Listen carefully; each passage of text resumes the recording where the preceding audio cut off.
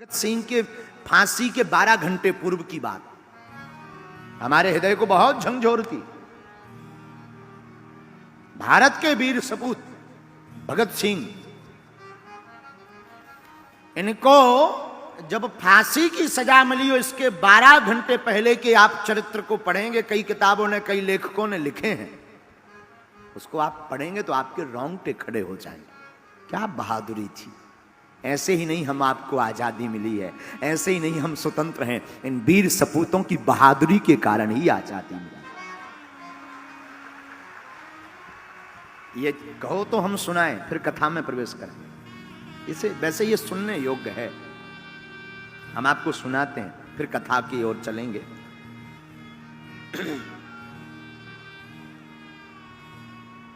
भगत सिंह, सुखदेव और राजगुरु तीनों लाहौर के सेंट्रल जेल में बंद थे। तारीख थी 23 मार्च 1931। 23 मार्च 1931 को वैसे तो आम दिन से थोड़ा अनोखा दिन था। क्यों? उस दिन रात को प्रकृति ने बहुत उपद्रव किया, आंधी चली, तूफान आया और सुबह वातावरण थोड़ा शांत हुआ। इन तीनों वीर सपूतों को फांसी मिल ली थी, लेकिन उस वक्त अंग्रेजी हुकूमत ने इनको फांसी की तय तारीख के 12 घंटे पूर्व ही फांसी देने का निर्णय लिया। शुरुआत अलग, आंधी के साथ, मानो प्रकृति भी इन वीर सपूतों की बहादुरी के कारण अपने आप को रोक नहीं पाई। वो काला दिन 4 बजे सुबह से वही जेल के अंदर की चहल पहल। जेल के अंदर एक वार्डन था जिसका नाम था चरण सिंह। चरण सिंह ने सभी कैदियों को आवाज लगाकर कहा, सभी कैदी अपनी अपनी कोठरी में चले जाओ तुरंत। आज सभी कैदी चौंक गए कि इतनी जल्दी कोठरी में जाने की आदेश क्यों आया है। वार्डन चरण सिंह ने कहा, यह ऊपर से ऑर्डर है, इस पर हमें कुछ नहीं पता है, तुम सब कोठरियों में जाओ। सभी कैदी भयभीत होकर के सहमे हुए अपनी अपनी कोठरियों में चले गए। उसी समय जेल का नाई, जिसका नाम बरकत था, बरकत लुकता छुपता फुसफुसाता हुआ हर कोठरी के बाहर फुसफुसाता हुआ चला आ रहा था। उसकी आंखें कुछ बोल रही थी, उसकी आंखें कुछ कह रही थी। वो आंखों को बार बार नीचे झुका रहा था, अपने आप को वो संभाल रहा था। फुसफुसाते हुए उस बरकत नाई से एक कैदी ने पूछा, क्या बात है, आज इतनी जल्दी क्यों बंद किया गया हम सबको, क्या कारण है? तो बरकत नाई ने कान में जाकर के कहा, पता है, आज रात एक दिन पहले ही भगत सिंह, सुखदेव और राजगुरु, इन तीनों को फांसी दी जाएगी। कैदियों की आंखों में आंसू आ गए, सबकी आंखें नम हो गईं।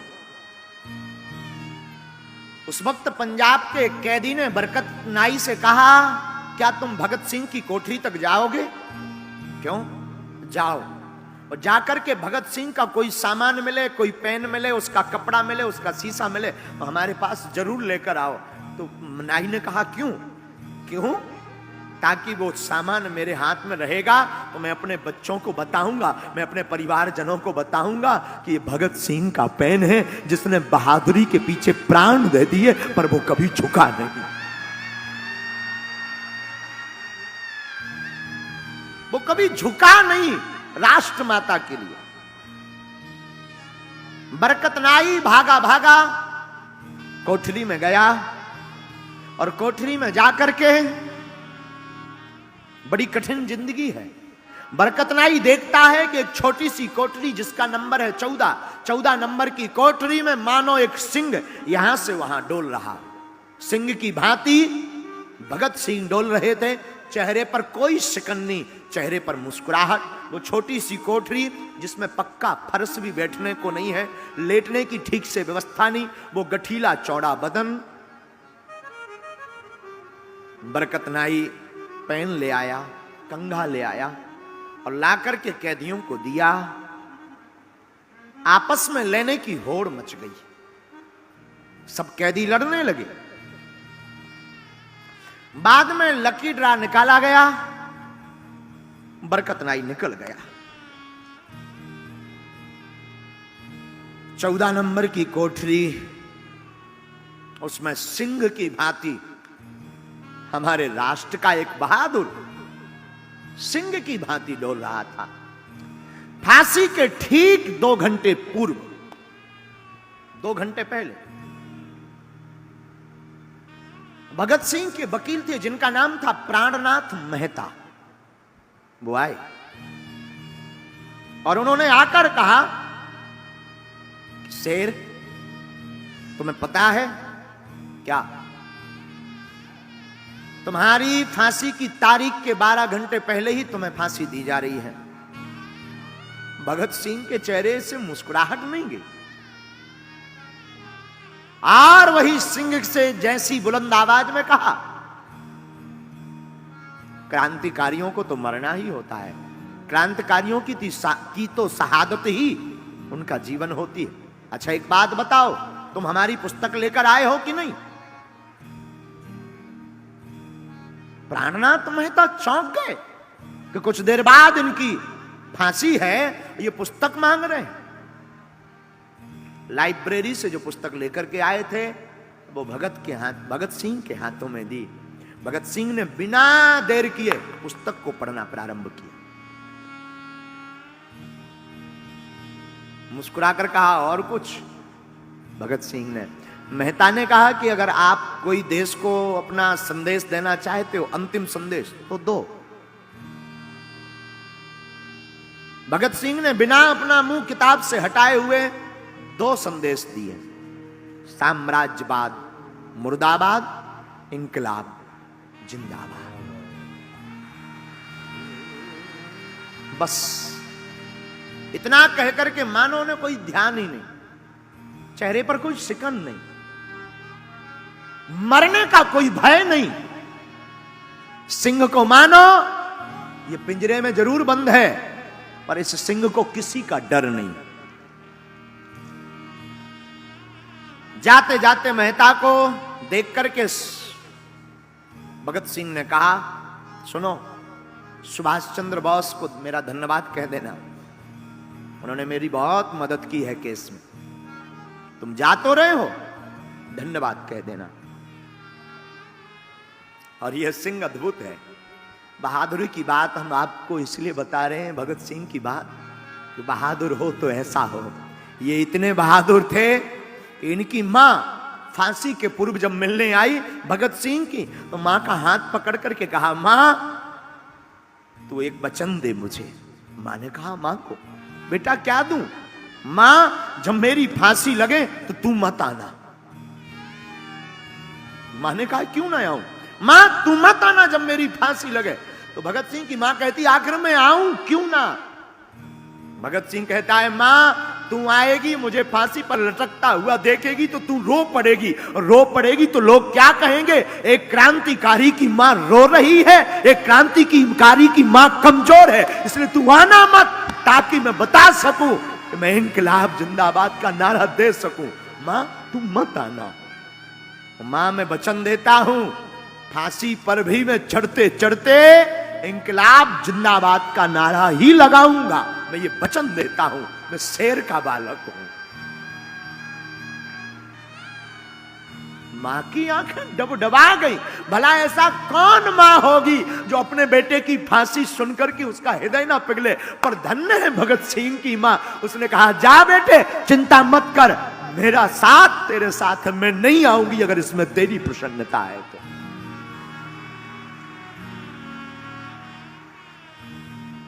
ये बहादुरी की बात है मेरे साधुओं। मां को भगत सिंह मिले। मेहता जो वकील थे वो अन्य राजगुरु सुखदेव आदि को भी मिले। जेल अधिकारी को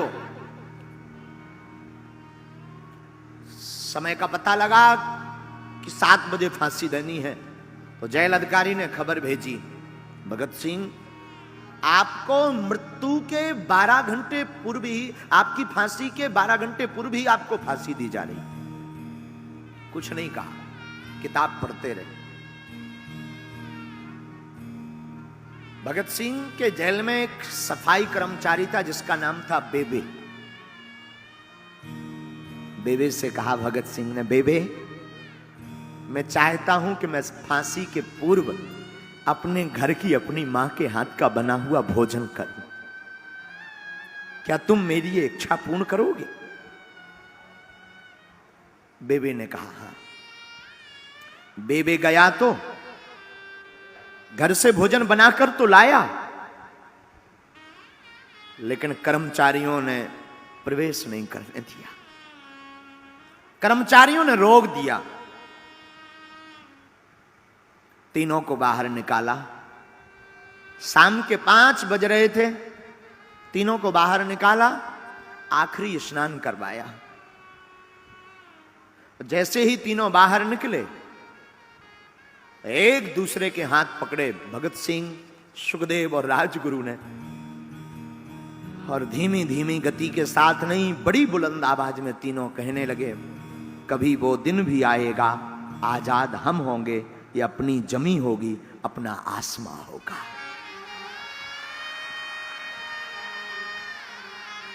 तीनों को फांसी के पूर्व आखिरी स्नान कराया गया, काले कपड़े पहनाए गए। सब कैदी जेल खाने में बैठे हैं और आज सब कैदी चुप हैं। सब कैदी बार बार रास्ते की तरफ देख रहे हैं, बार बार चाप की आवाज सुन रहे हैं, बार बार पद कमलों की आवाज देख रहे हैं कि शायद कोई निकले जाते हुए तो हम भगत सिंह को देख लें। तो आज सब कैदी अपनी अपनी कोठरी में तो हैं, पर कोठरी के बाहर खड़े हुए हैं कि यहां से निकलेंगे तो जाते हुए देख लेंगे। और इतने में सभी अधिकारी भगत सिंह, सुखदेव और राजगुरु तीनों ने एक दूसरे का हाथ पकड़ा और फांसी के लिए चल पड़े। काले कपड़े पहनाए गए और जैसे ही जोर जोर से बूट की आवाज आने लगी तो सब कैदी सहम गए और सब कैदी एक दूसरे की तरफ देख करके बाहर की तरफ देखने लगे। और हमारे भारत के शेर तीनों ने एक दूसरे का हाथ पकड़ा और डरे नहीं, सहमे नहीं, रोए नहीं, और तीनों हाथ पकड़ करके कहते हैं, सरफरोशी की तमन्ना अब हमारे दिल में है, देखते हैं दम कितना बाजुए कातिल में। कैदियों की आंखों में आंसू आ गए। कैदियों की आंखों में आंसू आ गए, सब रोने लगे, सबकी आंख भर गई। इंकलाब जिंदाबाद के नारे लगाते तीनों शेर चल पड़े।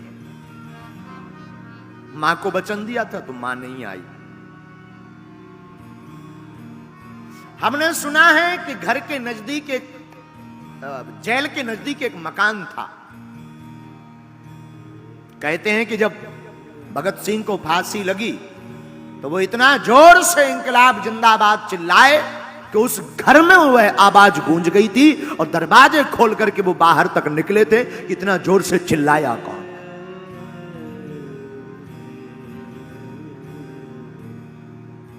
बहादुर हमारे भगत सिंह जैसे ही पहुंचे,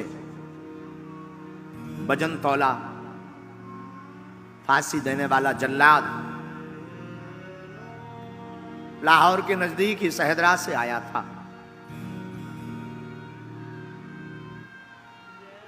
इनके मुख पर काला कपड़ा नहीं डाला गया और तीनों से पूछा कि सबसे पहले कौन जाएगा। राजगुरु ने आगे बढ़कर के हंसते हंसते फांसी के फंदे को चूम कर गले लगा लिया बारी बारी से तीनों ने फांसी के फंदे को गले लगा लिया। लेकिन वाहरे बहादुरों न रोए न घबराए, इंकलाब जिंदाबाद कहते हुए भारत माता के लिए अपने प्राणों की आहुति दे दी। भारत माता की जय बोलते प्राणों की आहुति दे दी। और हमने सुना है उस जेल का वार्डन चरण सिंह ने जब इस फांसी को देखा तो मध्यम कदमों के साथ वो लड़खड़ाता हुआ अपने कमरे तक गया और पहली बार अपने जीवन में वो 1.5 घंटे तक रोया, क्योंकि 30 साल के करियर में उसने हजारों लोगों को फांसी पर चढ़ते देखा, पर पहली बार एक ऐसे बहादुर को फांसी पर चढ़ते देखा कि चरण सिंह का हृदय पसीज गया। पहली बार किसी बहादुर को देखा, आंख डूब गई, रोते रहे। ऐसी हमें आजादी नहीं मिली मेरे पागलों। ये राष्ट्र कथा सुनाने नहीं हम आपको आए हैं, हम आपको आपकी जिंदगी के बारे में, इस गाथा के बारे में बताना चाहते कि राष्ट्र भक्ति क्या होती है। अपने प्राणों को हंस कर के न्यौछावर कर दिया है एक शेर ने। बहादुरी ये होती है जिंदगी में, तुम भी अगर संकटों से लड़ना चाहते हो तो मेरे पागलों बहादुरी मत छोड़ना, कायर मत बनना। सनातन के लिए, हिंदुओं के लिए और मानवता के लिए हमेशा शेर बनकर के आगे खड़े रहें।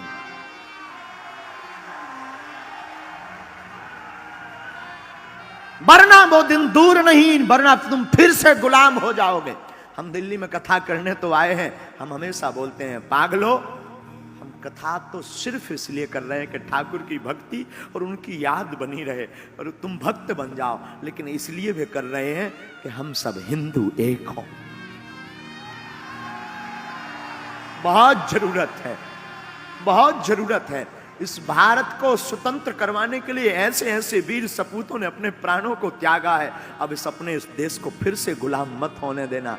राष्ट्रभक्ति से बड़ी कोई भक्ति नहीं है, राष्ट्रभक्ति सर्वोपरि है। इसलिए जातिवाद छोड़ करके, हम भी ब्राह्मण के बालक हैं, हम चाहते तो हम भी ब्राह्मणत्व की बातें करते, हम भी किसी ब्राह्मण के बालक हैं, लेकिन हम तुमसे कहना चाहते जातियां बाद में, सबसे पहले हम सब सनातनी हैं।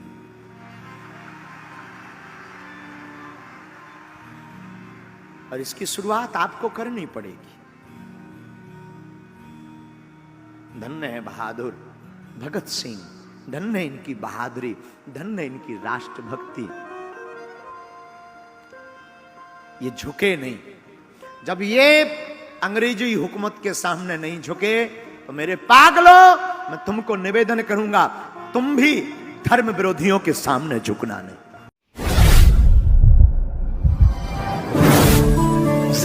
सच तो सानू इस थां तो बाहर लेके आवांगे। ਇਹੋ ਜਿਹੀ ਦੋਸਤੀ ਦਾ ਮੁੱਲ ਕੋਈ ਨਾ, ਰੱਬ ਨਾ ਕਰੇ ਟੁੱਟੇ ਇਸ ਪਤੰਗ ਨਾਲੋਂ ਇਹ ਦੂਰ। ਸਤਿ ਸ਼੍ਰੀ ਅਕਾਲ ਜੀ, ਮੈਂ ਹਾਂ ਤੁਹਾਡੀ ਆਪਣੀ ਚੇਤਨਾ ਸਿੰਘ ਤੇ ਸਾਡੇ ਵੱਡੇ ਵੀਰ ਸੰਦੀਪ ਭਾਰਦਵਾਜ ਜੀ ਨੇ ਫੇਸਬੁੱਕ ਦੇ ਉੱਤੇ ਤੇ YouTube ਦੇ ਉੱਤੇ ਆਪਣਾ ਇੱਕ ਬੋਲਦਾ ਪੰਜਾਬ ਕਰਕੇ ਚੈਨਲ ਸ਼ੁਰੂ ਕੀਤਾ ਹੈ, ਜੋ ਗੱਲ ਕਰੇਗਾ ਤੁਹਾਡੇ ਹੱਕ ਵਾਸਤੇ ਤੇ ਤੁਹਾਡੇ ਸੱਚ ਲਈ। ਸੋ ਤੁਸੀਂ ਇਸ ਚੈਨਲ ਨੂੰ ਜਾ ਕੇ ਪਲੀਜ਼ ਸਬਸਕ੍ਰਾਈਬ ਕਰੋ, ਲਾਈਕ ਕਰੋ, ਸ਼ੇਅਰ ਕਰੋ, ਕਮੈਂਟ ਕਰੋ ਤੇ ਵੱਧ ਤੋਂ ਵੱਧ ਲੋਕਾਂ ਤੋਂ ਸਬਸਕ੍ਰਾਈਬ ਕਰੋ। Thank you.